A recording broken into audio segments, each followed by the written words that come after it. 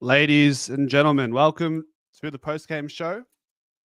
Pies win 107 to 66, 41 points, the margin. And we are well and truly up and about, aren't we? A really mature response after the Bombers made their way back into the game. And I think in the end they were ahead at some point by half a goal. And in years gone by, that game stays within a tug of war, but not this year. Not this year. Anyhow, welcome to the post-game show. If you want to have your say, the link is in the chat. Jump on, have your word, camera or no camera. I'm not too fussed about that.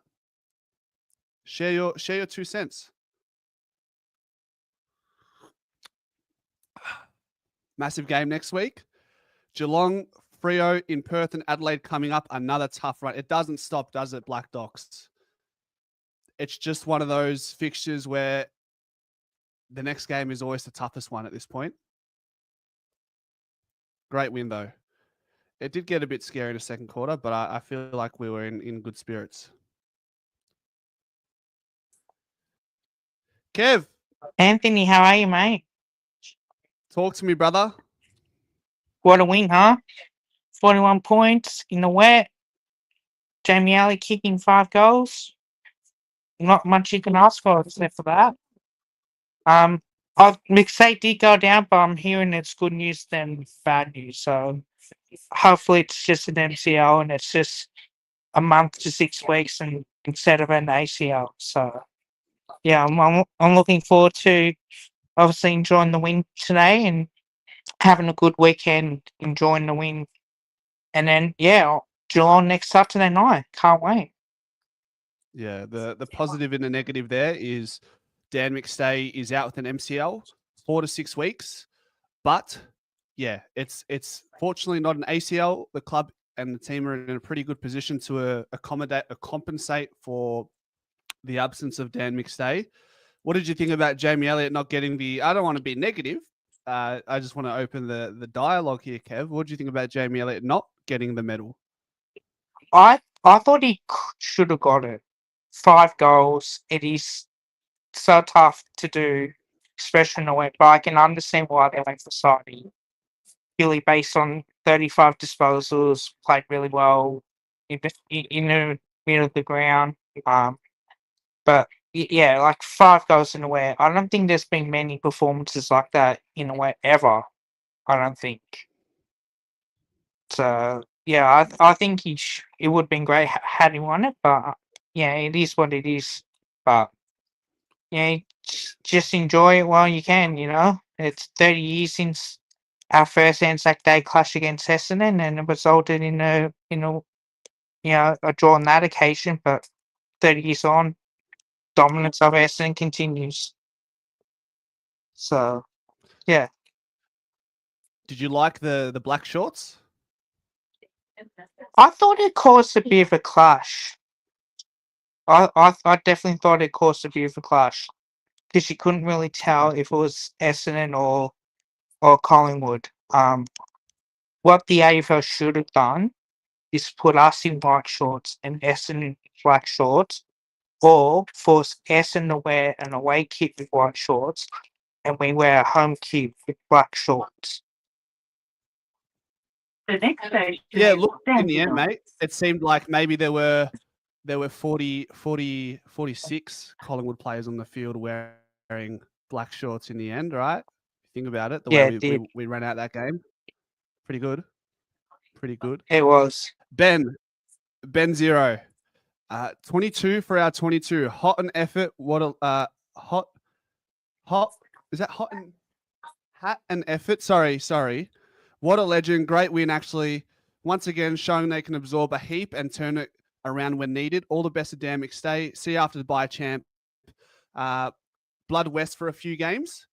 Benny, thanks for the donation, mate. I really do appreciate it. And Benny also gifted 5 memberships. Kev, were you one of them in the pregame show? Was that you?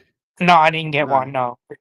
That's okay. Maybe you'll get one at some point. But thanks, Ben. What do you think about that, Kev? Do you think Blood West or maybe we bring in like a familiar Mason Cox? I think we'll bring Cox for backup for McStay. If West does perform well, then that's something that you have to look at. But I think with Geelong as well, you may need, especially with their ruckman Cameron and Cox, it's a 1-2 combination. I'm not too sure if Yeah. West can handle Geelong's experienced defence and then play as a second ruck. I just think that with Geelong, that you need someone to go after Stanley and double team him, and especially if they got Neil in the ruck and they've got Jeremy Cameron up forward. I definitely do think that you need to have Cox in there as a pure second ruck forward option. Yeah. A lot of people in the chat suggesting Mason Cox as opposed to Westy, but Ben, Westy's not too far around the corner. That's for sure. He'll get his chance at some point this year. Yeah, I think the West Coast game at Marble might be a good one for him because they got a bunch of kids. At least if you put him up against a bunch of kids, he may do well comparing to the senior guys and the most experienced. So yeah, that's my opinion anyway. But yeah, we'll see what happens when we get to that stage. So yeah, Brilliant. Kev, get home safe, mate. Will do, mate. Take care, brother. What a man. From one legend to the next. The only difference is he's in New Zealand. But man, it's a bring the beanie for this one. What a win! Is that a Holy Furphy? heck. Is that a Furphy Collingwood beanie? No. It's just a Collingwood beanie. I got it at when I was there about 3 years ago. It was just the first beanie I saw in a shop, so I was like, I'll just get it. So I don't know. Just Very got the nice. thing. That was a good win, really good win. 100 points in the wet, which is like from watching previous wet games or like neutral wet games, like it's hard to do. So I'm really impressed with that. And Steel side bottom, I apologize for ever saying go to North Melbourne. Please don't go to North Melbourne or any other team. Please retire at Collingwood. I apologize. That was a bad take from me. I think I said that last year, I think. But Benny, you know what I've seen, what I'm learning as a community over the last 12 months with this channel. We were all very quick to make some snappy statements about certain players. I'm not sure if you noticed that, but as we've all gone through this cycle together over the last 12 months, I feel like we're a little bit more experienced in and wiser in what we're saying. Do you feel that? you learn as you go. You learn as you go, as they say. I mean, you said something about Billy Crampton from memory. So I said a lot of things, my friend. I've said a lot of things. yeah. Mate, you could snip it. You could get a 30-second snippet from every video I've done last year, and you go, this kid is a fuckwit. He has no idea. And I'll wear that. I'll wear that badge proudly. Yeah, same here. But there was at least 4 players that could have won the medal. Like Steel side bottom, congratulations. Like he equaled Nick with the most clearances. They were harping on about it throughout the commentary. I thought Josh Dacos had a really good shout to win it. Like he started like a house on fire. Nick as well, he had 30 plus in the goal. And Jamie Elliott could have won it as well. So there's like, I mean, either one of those 4 I would have been happy with. So experience. We're seeing a lot of Sidey, all Australian in the chat. Sidey, maybe Brownlow. Yeah. Sidey, Copeland Trophy medalist, 15 clearances. Yeah. Hey. It's so good. I mean, Ned Long just had a good game. Like he was like superb the last few weeks, and he just had a good game today, which is really good. So it's really good signs heading into next week, which is, I think, the biggest test. Like Geelong looked really good on Monday, and yeah, but pleased about this one. Not saying not too many negatives, but like when Essendon were coming back, I was getting frustrated. I was like, come on, you need to fix it out, sort it out. But I shouldn't have worried. But I wasn't too yeah, concerned, Ben, because what I felt like the thing that was failing us was our efficiency going inside 50. And I know that's not a problem for us usually. So I knew that we Mm. would get it right at some point. Essendon what they end up kicking, Benny, they were pretty accurate, weren't they? They kicked 10 goals 6 10 as already opposed goal. to our 16 Yeah, 11. It's pretty accurate. How many inside 50s do they have? yeah, Let's see. They had 43 inside 50s and they had 16 scoring shots. That's a pretty stubborn defensive effort, if you ask me. 43, 16 goes into that's a really good defensive wall that we've got up in that back line right now. yeah. And they were saying it in the commentary as well. Just the teamwork. Like I think it was, get who it was. It was like either someone left his man to cover Zach Merritt and something like that. And it's just the teamwork and just the trust they have in each other. So like that was on display, I think. A few moments that I think there was a moment they said like then Houston like didn't really go over the ball and it led to a goal. But I mean he was suspended for a few weeks. But I mean it was a emotional game, like one that both teams get up for. So we're 6-1. It's still a marathon, not a sprint. But I'm feeling a lot good. I'm feeling good about where Collingwood are at the moment, and any improvements, any mistakes made now, we can improve for the rest of the season. So, therefore, was it the guy that said, "Do we give?" Was it Charlie West? His name? Yeah. Probably not against Geelong, but I would say in the next month or so, maybe give him a look. I would say.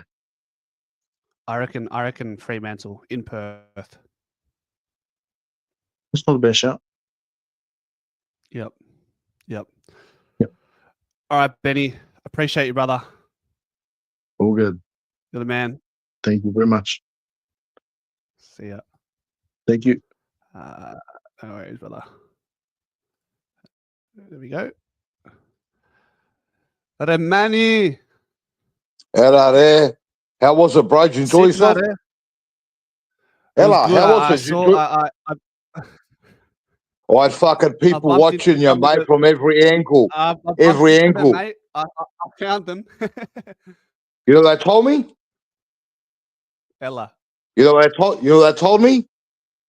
It's time to fucking lift, buddy. You're too mellow for a Collingwood supporter. I'm telling you, by the time I finish with you, right, you're gonna be up and about, right? Get around it, mate. The lid's off, right?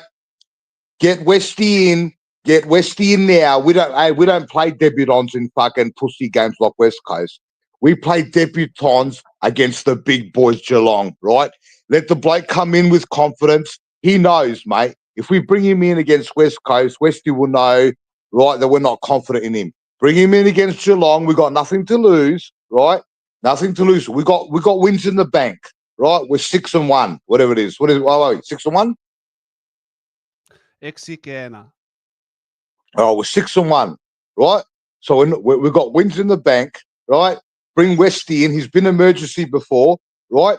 And get him used to AFL footy now, right? There's no point playing Cox, right? Where you can play Westy You can play Westy and give him experience, mate.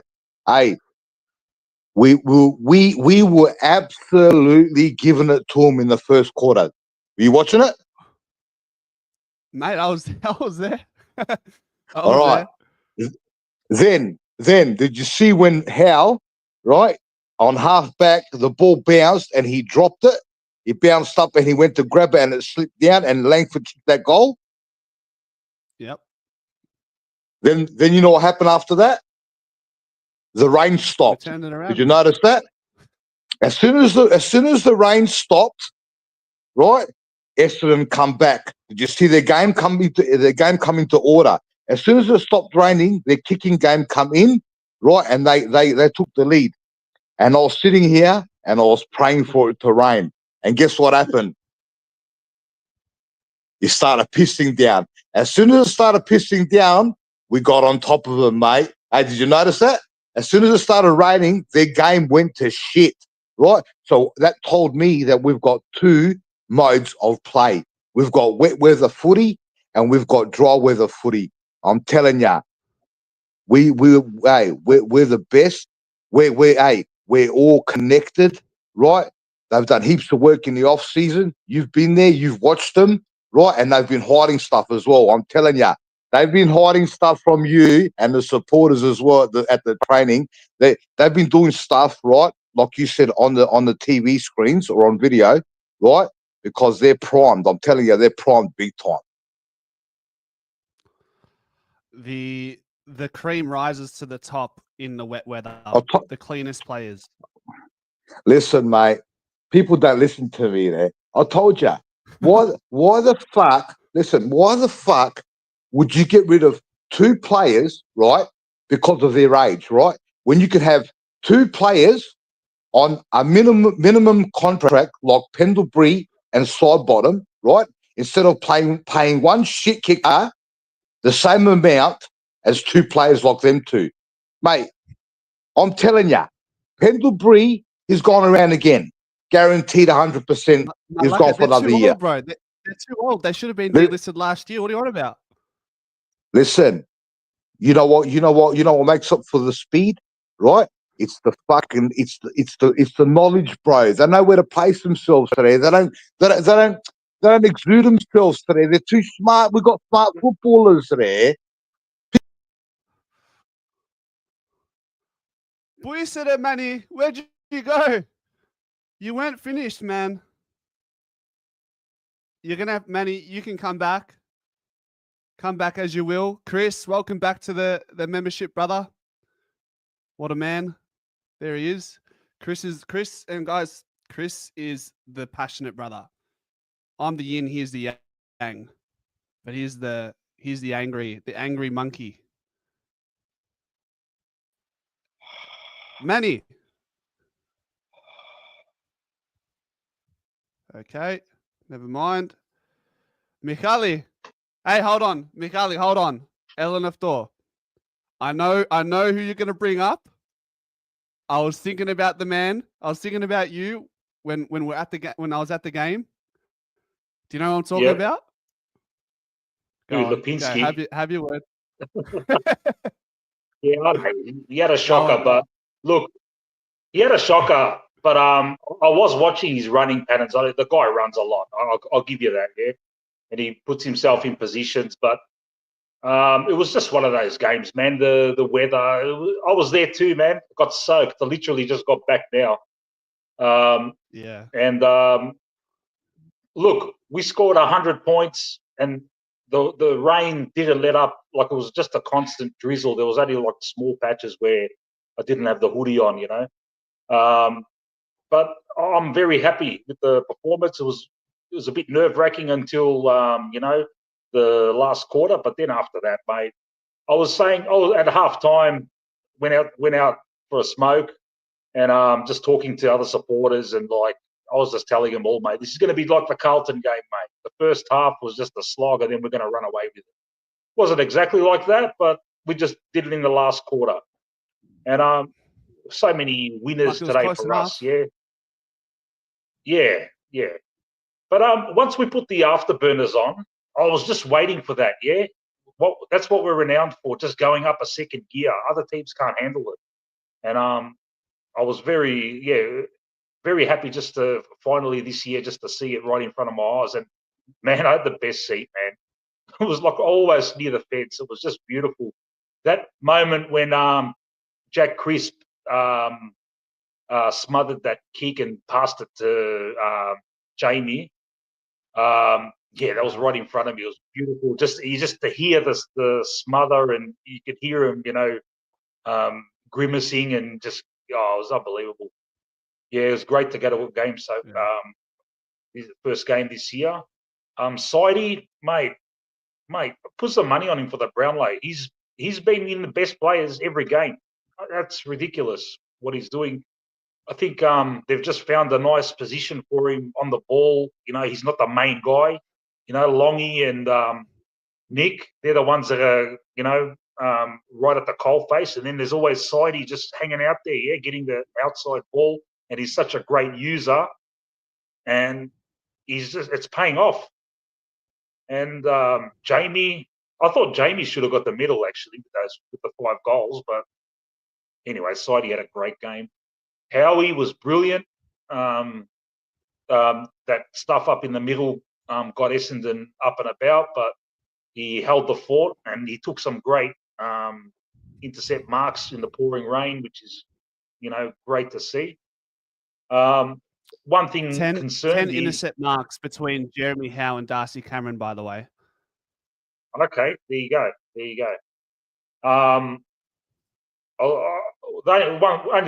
The one thing I was disappointed with, and I couldn't believe it was happening. How many intercept marks did they get? Their defenders, they're duds like McKay and fucking Zach Reed taking contested intercept marks against Checkers and McStay and Membry. I'm like, what's going on here, man? Fucking hell, mate. It happened so many times, but it probably helped us when McStay went off injured and made us more mobile. Less tall on the field on a wet day, and hopefully all goes well with Dan McStay. From what I'm hearing on forums and stuff, it looks like it could be a medial, which is like a 6 to 8 weeker. It could be just a strain, which could be less than that, but they reckon it's not an ACL. So, and he looked in good spirits at the end, so we'll see how we go with that. Yeah, they're saying 4 to 6 weeks. Yeah. Oh, okay. Yeah. Shout out to Pendles. As Manny was saying just before, we've got the oldies, but they're so smart. How many times did Pendles sidestep players today? Oh, that was beautiful. I didn't know I was going to the MCG to watch The Matrix. Yeah. He just and him and Sidey, they just seem to be playing a different role, and it could be because of the emergence of Ned Long in the middle. It's helped these other guys stay more on the outside. They don't have to be burrowing into packs, Crispy had a good game for his milestone game. What else can I say? Ned Long, another great shift. The go he started well. I thought he was going to have an absolute cracker of a game. Still did all right. Took that great contested mark to kick a goal. Crowd went nuts after that. But yeah, as I said, 100 points on a wet day, and to still win by 41 points. And to the eye, everyone, Essendon supporters were texting me saying, it was a close game. I go, what are you talking about close, man? We won by fucking 7 goals, man. It's not close, mate. That was the best you can offer. That you gave 100%, and we still beat us by 41. We didn't even get into third gear. We only got into second gear. So, yeah. Very happy. 6-1. Geelong next week. I'd love to see Charlie West get a game, man, against. But we'll need a chop out ruck. So they'll probably go with Cox, but it'll be great to see West get a debut. I've been saying to a lot of people before McStay got injured that McStay should go back to and we'll put Charlie West up forward, but that can't happen now. But yeah, man, just got home, fucking shivering because I'm fucking soaked. No, it's all good. We're gonna have a nice meal now and go straight onto the KO and watch the replay. Really? Not it. I was thought you were going to go on to Freo and Adelaide, but you've clearly got no interest in that.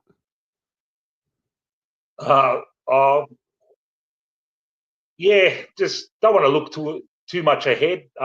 Just concentrate on this game coming up against Geelong. That's probably going to. This will be our toughest game for the year so far. This Geelong game coming up. A few people not really happy with what's going on. Sorry, I'm just reading some chat, Michali. Lipinski, 20 touches, 85% disposal efficiency. Theone says Michali's got no idea. Look, at the game, Lipinski has been good this year. He's been great this year, but I definitely saw Lipinski today, and it's okay to admit this. He was very fumbly and probably wasn't as hard in the contest. Stats are one thing. The eye test is the next, or probably the thing that you must value first before the stats. He's been great this year, but he was certainly there was a lot of moans around Lipinski's efforts at times today. I'm not saying he's a bad player. I'm just saying he was just he wasn't up to standard compared to how he has been in the last few weeks this year. Yeah, there was one real poor effort in the second quarter, which resulted in a turnover, and we copped the goal. Could have done better there. But I agree with you. He's much maligned, and I'm one of his biggest baggers. But look, I'll put my hand up and say he's been okay this year. He's been above average. Today, look, the stats tell you 85%. I can't complain with that. But yeah, to the eye. But having said that, he was okay. I was watching him, for your sake, I was watching him, and I was watching him do all these little link ups, and he runs so much. So look, I do have a newfound respect for him. He's made that wing role because remember last year he was playing more like a half forward type role, from what I remember. But now he's staying on that wing and linking up. He's doing all right. I'm not going to bag him as much. But Hoskin Elliott was okay. He's another one that I always bag. But it'll be interesting to see who they drop for Schultz. I'll obviously be Lockie Sullivan. And I hope Moore comes back, because if he has to take another week from whatever the fuck he's copped, whatever that is, inner ear, whatever that is, vertigo. Oh mate, that's a rare injury. No one knows about that stuff. So hopefully he's not out for another week. We won a flag without McStay, so I'm confident. Our game plan holds up. McStay out, I don't think it's going to affect us too much. Very happy, Anthony. What can I say, mate? We've had the hardest draw, mate. You look at who we've played. We've played. We've had a hard draw, and we're coming out with 6-1. We don't get to play North and West Coast.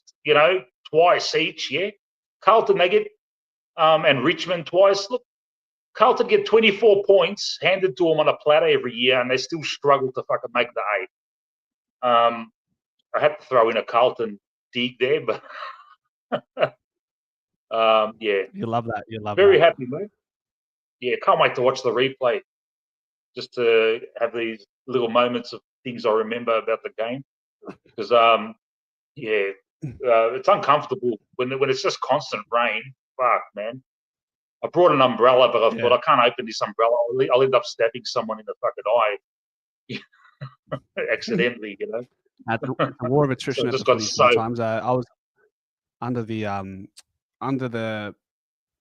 I was on level 1, but I was under the cover, and while it was wet on, like it was raining, but it was quite hot where I was, so it was just like mixed emotions. But it was good to be there. Yeah. All right, Yeah. on to next week, mate. Look forward to your That's it. content Egg in during the there. week. No worries, pal. You have a good Always. one, all right? Always. Thanks, Mikhali. Take care. Catch you later, pal. Remani Buise. Hello there. Did you cut me off or Collingwood cut me off? I'm giving away too much information, buddy. It's my private investigators. They're conspiring against you, my friend. Yeah, I know. I saw someone fucking outside the window. Huh? You must have people in Adelaide, huh? You're connected up with the connected. Your reflection. It was just your reflection. I'm off to go out tomorrow and ask about you on the streets and find out exactly who you know in Adelaide. I know plenty of people. I know plenty of people in Melbourne, mate. Don't worry about that, especially in Thomastown, buddy. Hey, in Thomastown there, don't worry. You say less. Deep, I hear deep, Thomastown, and I know what type of business you're about. Then behind the factories there, buddy. Don't worry. Anyone fucks with you, you let me know. Hey, listen. Let's play a little game. all right. All right. We're gonna talk. Oh, Manny, I promise you, I'm not kicking you off. I promise you, I'm not kicking you off. He wants to play a game like the jigsaw. I'm here. I'm waiting for it. And then Manny Buise. Oh.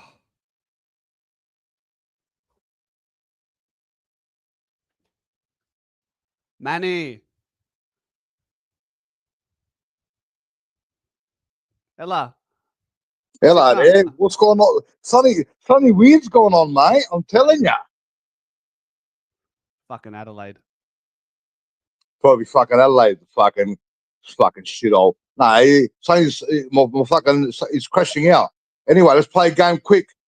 Pendlebury, how many more Okay. years? Pendlebury, how many more years? All right, side bottom. 2. Elliot, 3. well, Hoskins, yeah, 3. All right. Are you being honest? Or you carrying on?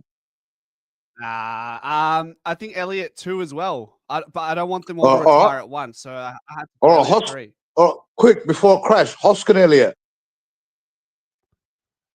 This could be his last year. All right, fair enough. How? I'd love him to play for. He could be good for another 5 years, but I think if we win a flag, he retires this year. All right, that's 5 of them. That's 5 of them. Who else is on that list? Cox. Cox is done. He's done at the end of this year. Oh, so that's 3 gone. Who else is left out of that group?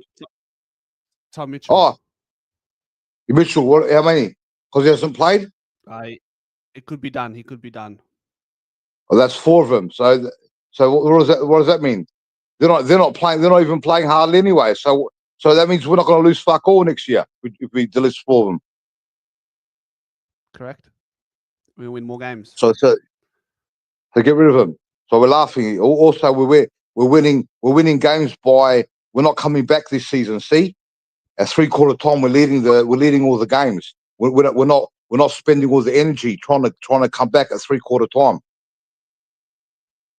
Hello, man. You got a few people from Thomastown in the chat. Thomastown High School, Thomastown East Primary School, Alexandra Avenue. Yeah. I'm talking about somewhere else in Thomastown, buddy. A factory. The factories. Where are the? I don't know where the factories are. I don't venture out to that side of town. Near the factories. In the factory section there, the industrial section. Yeah. Anyway, don't worry about it. I won't say too much. Anyways, what are you thinking now? What are you up and about? How are you feeling there about our prospects for this season? You need to G me up so I can call an Uber to Chapel Street after this live stream at Malacca. Where's the G up?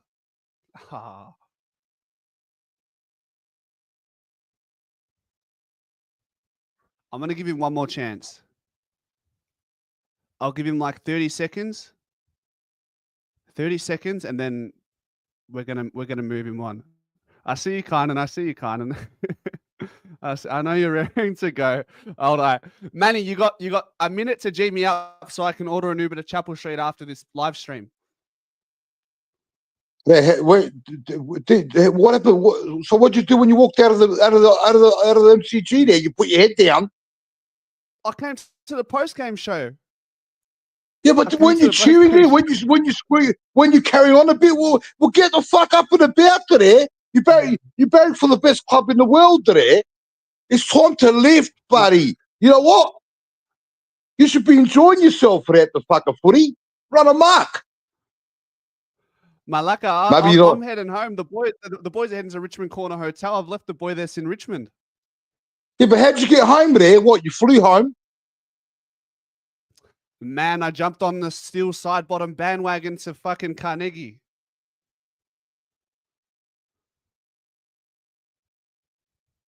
Are you done? That's it. All right. That's enough Manny for the week. That was hard. That was hard to watch. I gotta work through it. Yeah. How are you? Yeah, that's fair. Mate, that was good game.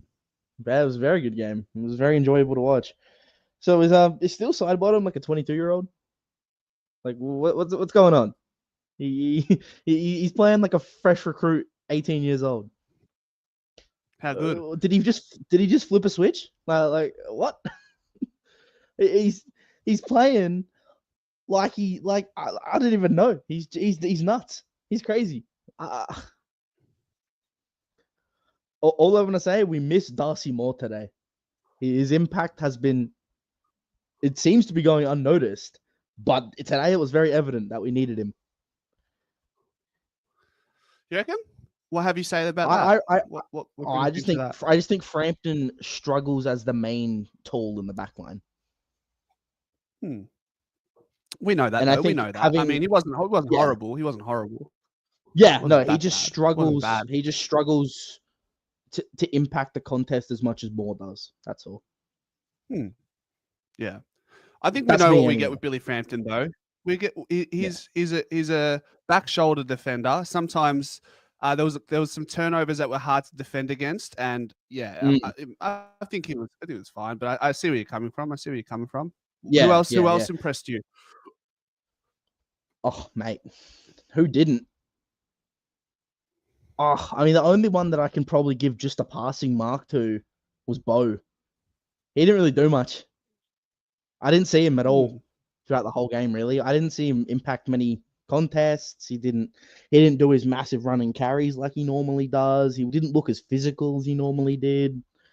And same with Bobby, I reckon, too. Besides one or two plays, I didn't really see him impact it that well. Besides that crazy goal he got from the pocket, which was fucking mental.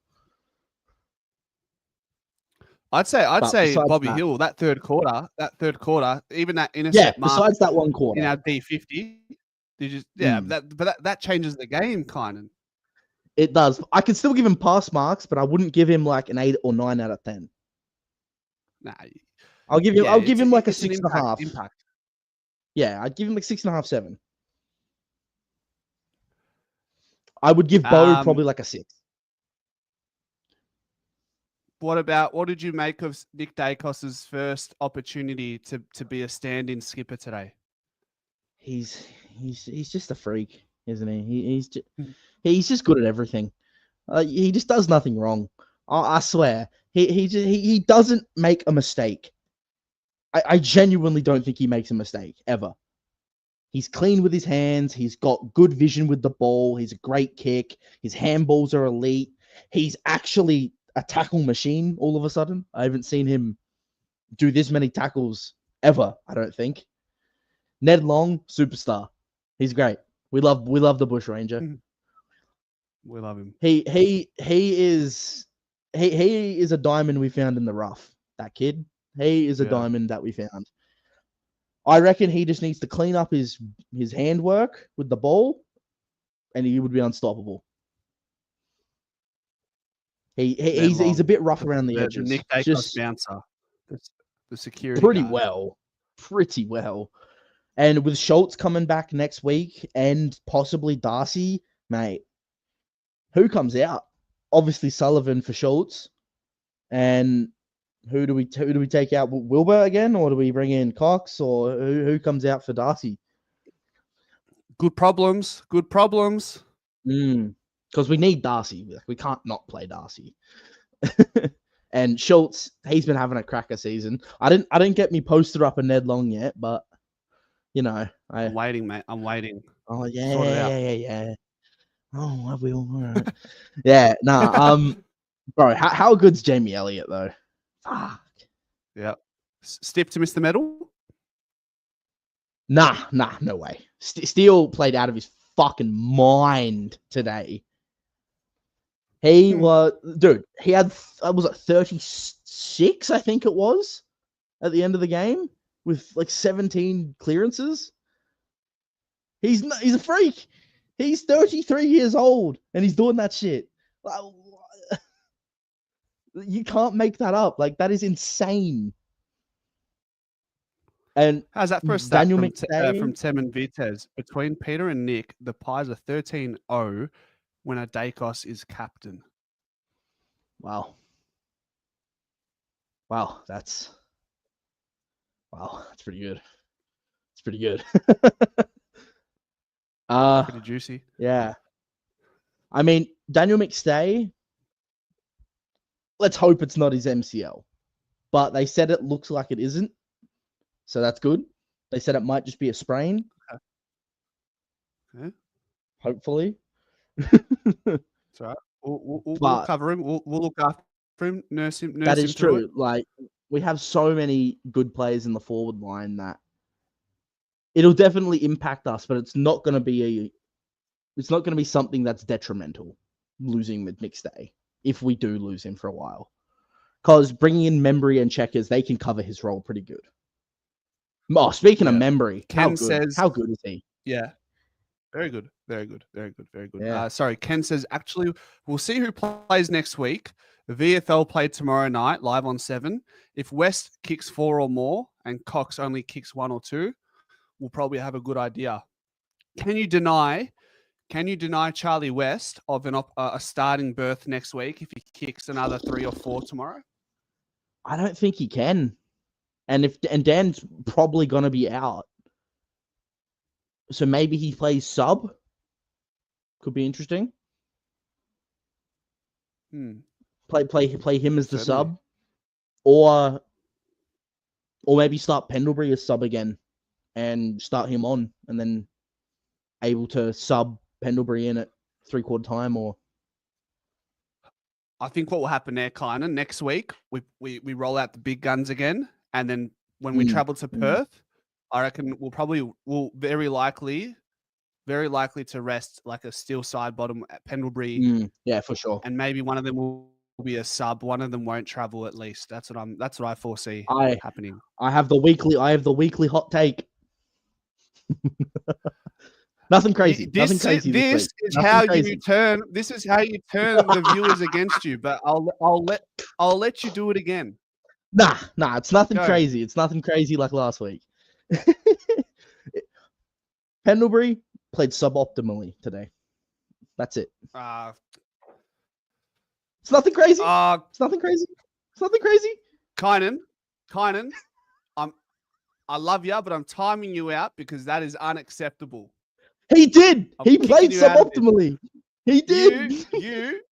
You go sit in the corner of your room over there. Hey, don't send me to my corner. Have a think. Have a think about what you just did. You just turned everyone against you. Read the chat. Out. Kynan. Omitted. Kynan. Shit calls. I can see him in the backstage. I can see him. I love you, Kynan. But yeah, I got to let you go, brother. I got to let you go on that one. I can't vouch for you on that one. Anyways, Boomer. Hey, wake up. How was the game today? Can you hear me? Hello. Yeah, very well. Loud and clear. Did you That's bring your good. poem today?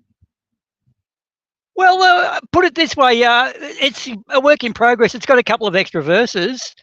They say that Collingwood's too old and too slow. And hey, Kane Corns, we got 6 in a fucking row. And so we'll go on a guy called hang on. And so you can sit on this and twist. We'll talk of a guy whose name is Jack Crisp. Last name Crisp, first name Jack. He's equalled the record of games back to back. He did it on the day of the Anzac. I reckon someone in Brisbane deserves a fucking sack. Anyway, that's the add-on. What do you think of that? Go Pies. I like it. I like it. Yeah, it's Boomer, building up, this mate. bloke It's gonna. sounds like a magpie if magpies spoke. I love that. Yes, well, that's the way it is. Anyway, before we attend to this wonderful game today, I've heard some of the blue ballers on their other TV stations. One of them actually said, "Oh, geez, 95 since we got our last flag at Carlton, but it's not as bad as the Collingwobbles." Hey, mate, 2 fucking years and you are. Like, do they think before they talk or what? These blue baggers, they're fucking terrible when it comes to trying to put shit on us because they're our bitches like Brisbane. Anyway, Don't worry about them. the game today, guys, I got to say, look, it being an Anzac Day thing, my old man was actually in Darwin during the war, and my uncle actually went and saw the desert in Africa. So for me, it's a bit of a special day. And I've got to say that Essendon and Collingwood really do a good job at presenting the game, because through footy, we actually educate people as to what those guys did. Like, we complain about fucking skateboards and fucking dirt bikes and not getting an internet connection. These cunts were getting their asses shot off. But anyway, kudos to AFL and the Bombers and us for doing what we do, because they've really polished it up and it's a great job. And I sort of, it's a bonding thing and it's really good. But to the wonderful game for 2 weeks in a row now, I've been noticing the opposition are getting the ball just on their backside of the field, just on the halfway line, and they can't kick it anywhere. They look in, all they see is Collingwood jumpers, and they're kicking it sideways. So our back line and our team organisation is awesome. Did you notice that at the game? Like, how do they not kick in? Like, have we got it just covered so well? What's the zone or something? Experience, mate. Experience. But is the zone like diamond shaped? Is it squares? When they look up, they're seeing Collingwood jumpers. Therefore, guys like IQ or say people who didn't get a lot of stats, you don't get a stat for the guy looks up, sees your jumper and looks somewhere else and then goes backwards.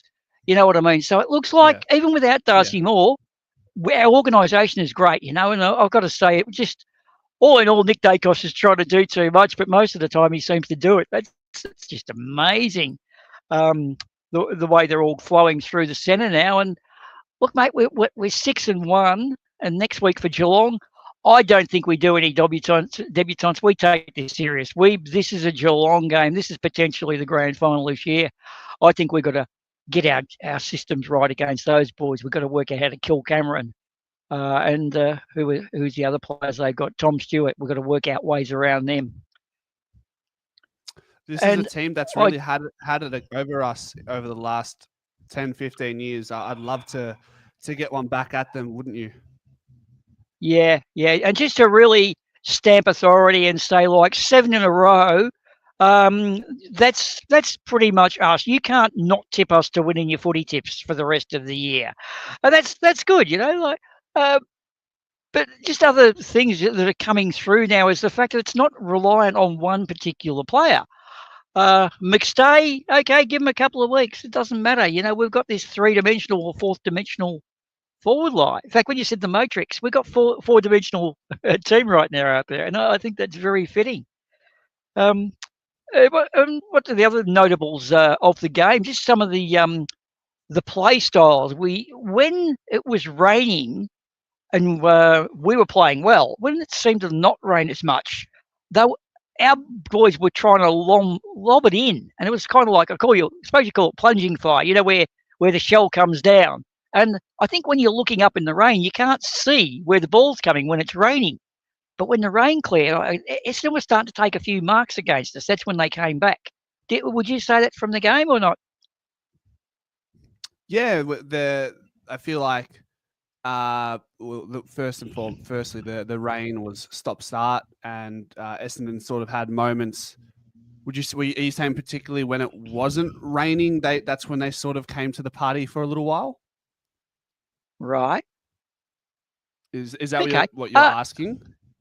Well, I was more thinking that when it was actually raining, they couldn't look up and see the ball coming in. That was just fucking up your eyes and therefore going to ground. And that's when we were playing better. But when it stopped raining, you can look up and see the ball. That's when a few of their tools were starting to take a few. That's just what I kind of thought. I couldn't see it on the TV because you can't see the rain. But you were there, so that's why I thought I'd ask you that one. Yeah, I wouldn't say so. I just said I would say when it's raining, the better players usually stand up, and you look the train talk. We'll call it the train talk on the way back. Just eavesdropping into some conversations on the train, you hear a lot about how evenly spread we are in the ability and how talented we are across the board. You look at the side, you try to put together a bottom six.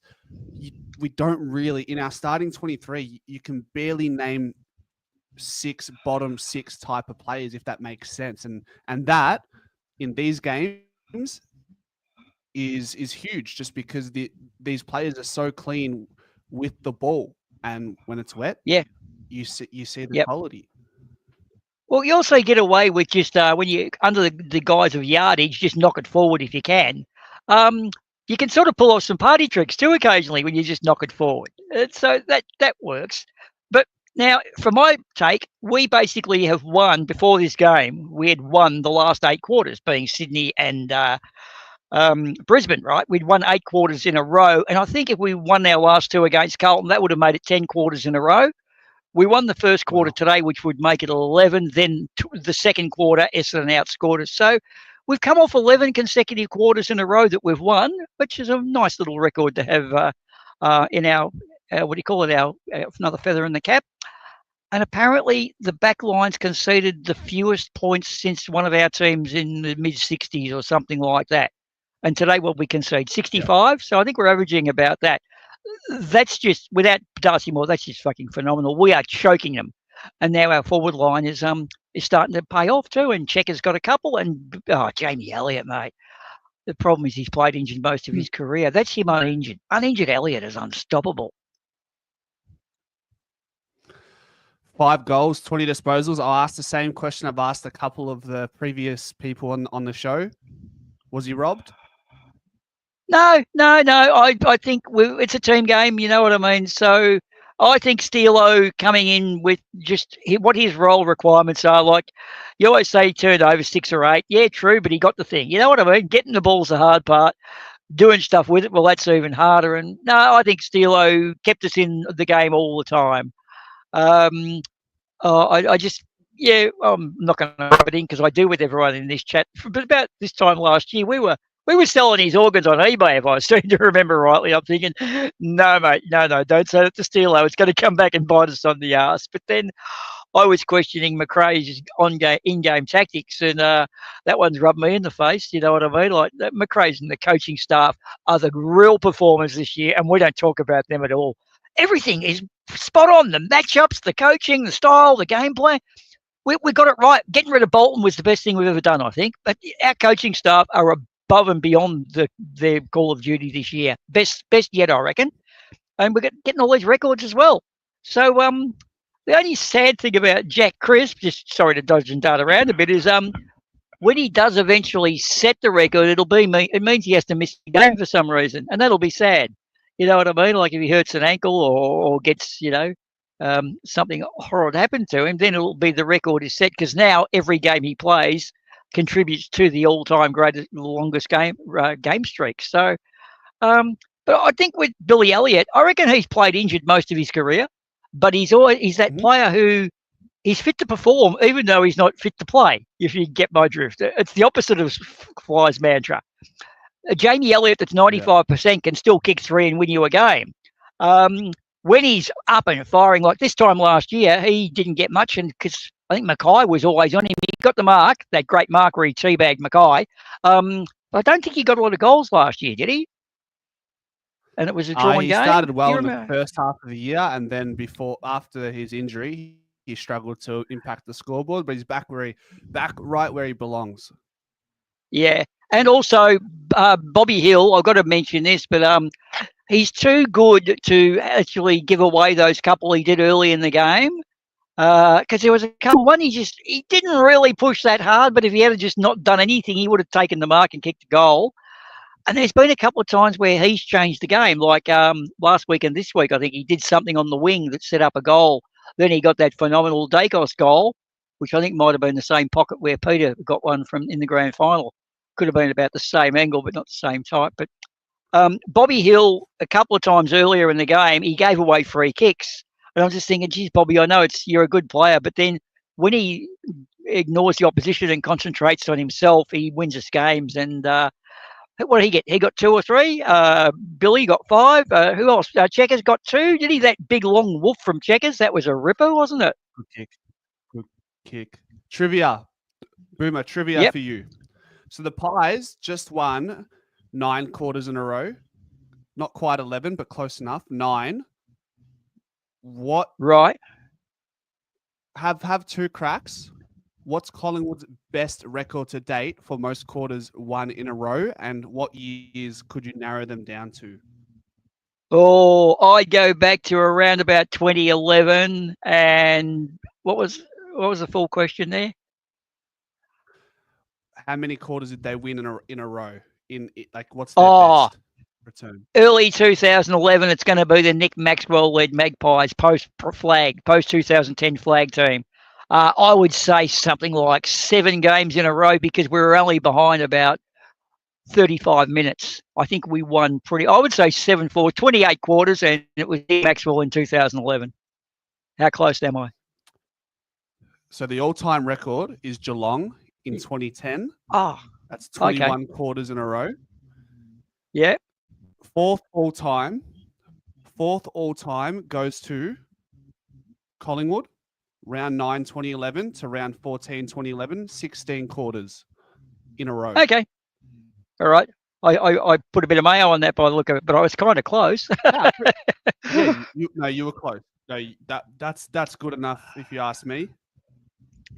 Oh, I'd get the chocolates, would I? I'd probably get that'd be one of those sudden death elimination finals questions in trivia. I'm not bad at footy trivia, mate, and general trivia on the ABC. So, yeah, you could ask me all sorts of weird shit and think, how the fuck did he know that? And I don't even know myself. So, yeah, all right. Well, look, guys, it's been a wonderful Anzac Day, and I got to say, I really like these mad magpie crowd. And my poem called Too Old and Too Slow, it's fucking really building up, dude. I'll have a great poem which we'll publish at some stage through the season. But Geelong next week. It's going to be a good game, Ant, and I'll let create some room for the other guys. And what else do I say other than go Pies? Go the Pies. Cheers, Boomer. Thank you. Bunch of legends you guys are. Guys, we're going to do the player ratings now. So I know for those who were in the stream last week, at the end of these streams, we just do the player ratings. So we'll do somewhere between 6 to 8 players. So I'm going to pretty much start this again and do an introduction because I will repurpose this and repost it as a pre-recorded video for tomorrow. So for those of you who are still around, stick around. If you want to get first dibs, let me know in the chat, who do you want me to rate? And also leave your thoughts and comment live, because I'll be keeping an eye on the chat to raise any ideas, any qualms, whether you disagree or if you wanted to add something to the player ratings, then stick around and we'll do that now. So give me one moment. I'm going to do my introduction. I'm going to pretend this is just a video within itself, and we'll get rolling, okay? So ready? This is me. Ladies and gentlemen, welcome to the player ratings. The Pies get up in the massive Anzac Day clash, 107 to 66, 16-11 to 10-6. Another stubborn Collingwood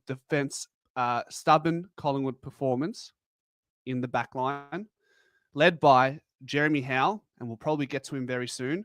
But 13 games unbeaten when a player name with the surname Dacos leads as the captain. Between Peter and Nick, 13-0. Collingwood are undefeated. So call me superstitious, but if when we do make it to the grand final, do we just make Nick Dacos the skipper if we have an undefeated record? So I'm putting it out there now. But let's start with Jeremy Howe, guys. Jeremy Howe. So we lose Darcy Moore, and we're thinking, all right, TJ, maybe he comes in. Charlie Dean, does he get one more? Is this one of his final looks at AFL level? That didn't eventuate. Collingwood stuck or Fly went a completely different way.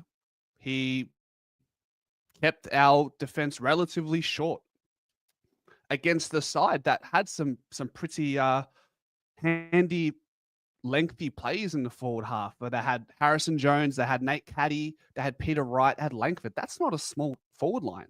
So kudos to Fly because the plan works again. But it also points to the fact that you play good team defense, and sometimes it's not about the personnel, it's about the system. The system trumps personnel.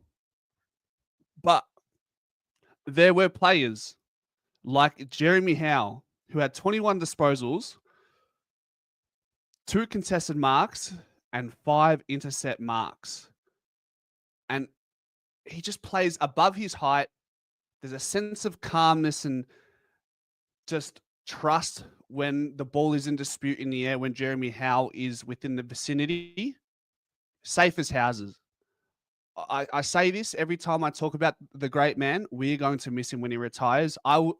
Jeremy Howe, the way he plays and the way he's able to uphold the standard that he brings into every game and walks out with, he could play another 3-4 years. I mean, he doesn't need to be fast. He doesn't even need to take speckies anymore. His timing in the air is his trump card against any of his opposition. He understands the forward craft because he was a forward, and then he takes that into the back line. Yeah, he probably deserves more credit than he really gets. There's a world where Jeremy Howe should be getting coaches' votes for this game. This would have to be one of Jeremy Howe's most important games for Collingwood, given the occasion, given the absences in the back line. For me, guys, I'm going to give Jeremy Howe 21 touches. It's hard for me not to give him anything less than a 9. Whether I give him a 9 or 9.5, does it really matter? I'm going to give him a 9.5 due to the context of the game. That was Jeremy Howe at his very best. And I want to segue this into the very next player who is a key defender for us, but he actually doesn't get listed in the back 6 when the ball was first bounced. I'm talking about Darcy Cameron. Jeremy Howe, the defender, had 5 intercept marks. Guess what? Darcy Cameron matched that. He had 5 of his own intercept marks in our back half. 16 touches, 7 contested possessions to go with it, 5 clearances, 5 score involvements. This guy, Darcy Cameron has almost been our Nathan Murphy replacement. He plays 2 positions. He is a defensive anchor in our backline. I'm telling you, if we lose Darcy Cameron, that will hurt the most, more than anything. Obviously, you can make a case for Nick Dacos, Scott Pendlebury, Darcy Moore even. I think Darcy Cameron is our most important player structurally because he offers so much. Kicks a goal when he goes forward, as he did today. Competes in the middle, in the ruck duels, outruns his opposition, and chops out players like Billy Frampton and Darcy Moore on a weekly basis. Darcy Cameron, 9 out of 10. And he's probably, I'll call it now, he probably will be our Copeland Trophy medalist. It'll be close. Side bottom's probably right there. But yeah, as far as priorities are concerned, out of Darcy Cameron, Braden Maynard, And Bobby Hill, I think he is priority number one. As Michael says in the chat, he is priority number one. People might have a little bit of PTSD from the Brodie Grundy contract. The difference is, I think DC is just genuinely a better ruckman than Brodie Grundy and offers a lot more than what Brodie has. So yeah, 9 out of 10 for DC. We've got a 9.5 for Jeremy Howe. Who should we go to next, guys? Let's talk about Bobby Hill. So I was speaking to my mate at the game, and maybe, probably very early in the second half, we go, yeah, Bobby's been quiet. He sort of hasn't really seen it too much.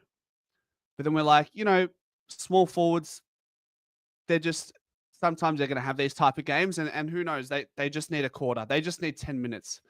And that 10-minute burst from Bobby Hill in that third quarter, that goal, that intercept mark off half back, he was pretty much the embodiment of what a small forward needs to do when they're not necessarily having their day. And while other small forwards like Jamie Elliott has their day out, their big day out, Bobby Hill says, all right, that's fine. I'll just come in and do a job when it needs to be done. And he did that. He's not going to get the best rating. I think that's fair enough, but he was important in moments, and I rate that very highly. He helped us bounce back when we were under the pump, when we were under duress. I'm still going to give Bobby a 7 out of 10. You have to respect the moments in the game that pretty much wrestles with the momentum into our favor. So for me, 7 touches, it's not a lot. 1 goal, it's not a lot. 2 tackles, 1 goal assist, but 6 score involvements from his 7 touches. It's a big return. So, 7 out of 10 for me still. 7 out of 10. You guys are saying IQ, Ned Long. Anyone else? Yeah, okay. So IQ, I think it's just another game where he's not required to have too much impact statistically. 10 touches, 6 tackles is pretty decent. Only 1 intercept mark, but just he doesn't get beaten. He doesn't get beaten. He doesn't need to take the intercept marks. As long as he's not getting beaten by his opposition and his chop he's helping at ground level, that's fine. I'll give IQ just a 6 out of 10. Ned Long. He was big in some moments. 22 touches, 6 inside 50s, a goal, 9 score involvements, 3 goal assists. He finds a really good way to roll into the forward 50 and find little holes to get those little chip kicks that he got from like a Nick Dacos. He stands up strong when he receives a kick in a corridor when we're trying to break open the game. He stands up strong with strong hands, hence the contested mark stat that he got, just the 1, which is important. Kick the goal, 3 goal assists, 9 score involvements. What more are you asking from Ned Long at this point?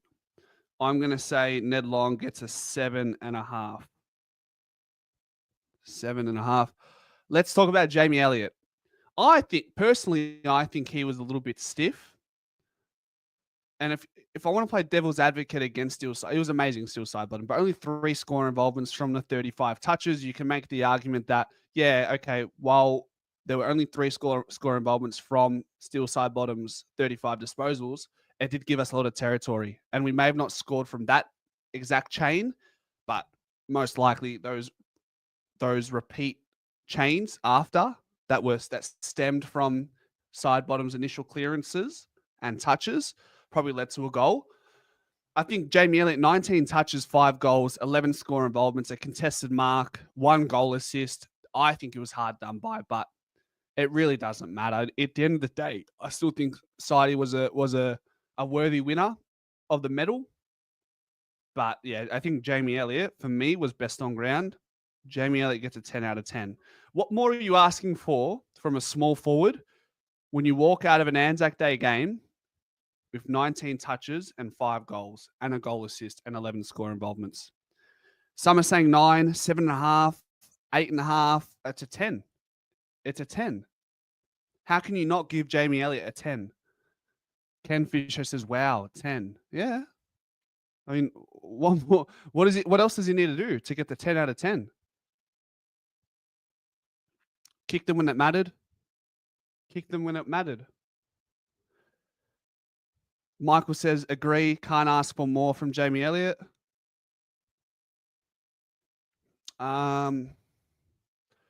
Who else can we talk about? It's a shame they don't give 2 medals. Jamie Elliott, absolutely incredible, says Janet. Good point. Good point. At this point, you probably need to have a midfielder medal for the Anzac Day and then a medal for somebody else who doesn't play in the midfield, because in another dimension, you're probably saying Jeremy Howe could have been the Anzac Day medalist today. Just saying. Let's go with one more. I think there's a bit of conjecture around Patrick Lipinski's performance today. I think it wasn't his best game. He had 20 touches and 4 score involvements, which is like, 8 contested possessions, 3 inside 50s. I think he's been better.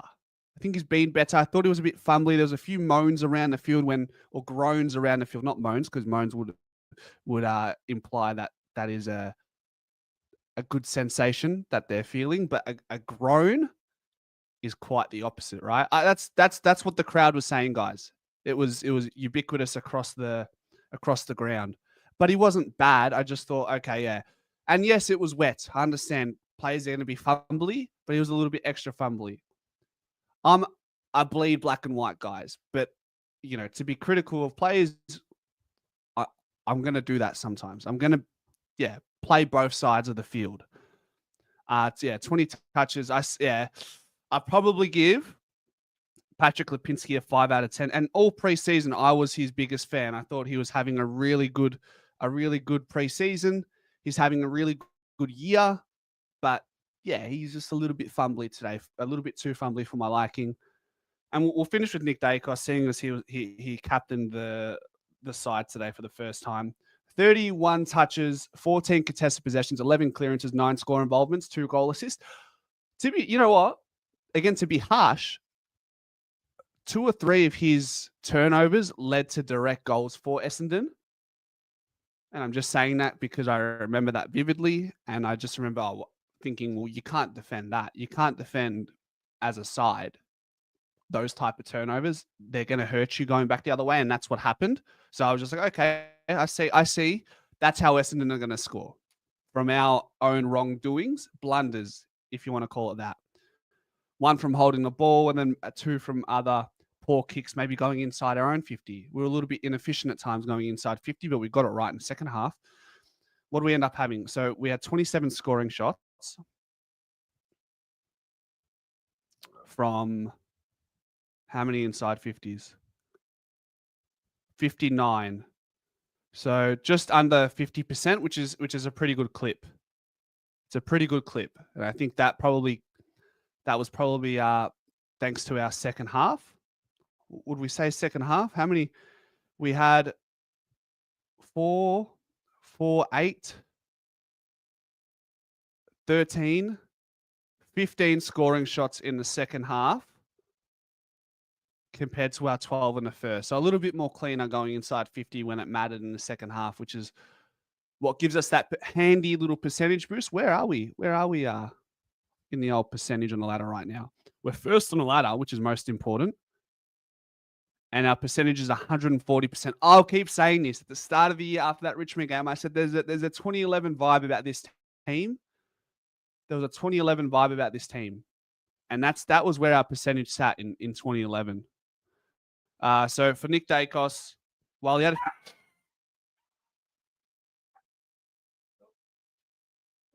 sorry guys, no intruder in the house. It's just a frame that fell off the wall. Thanks, Beanie. Make me shit my pants. Nick Dacos, couple turnovers, but probably set the tone with that goal early in the game. I'll still give him an 8 out of 10. Oh, I just shat myself, didn't I? Got to check my pants after that. Goodness gracious. I was ready to throw hands. Anyways, guys, that's it for the player ratings. Thanks for those of you who are in the post-game show right now and stuck around for the player ratings. And until next time, go Pies.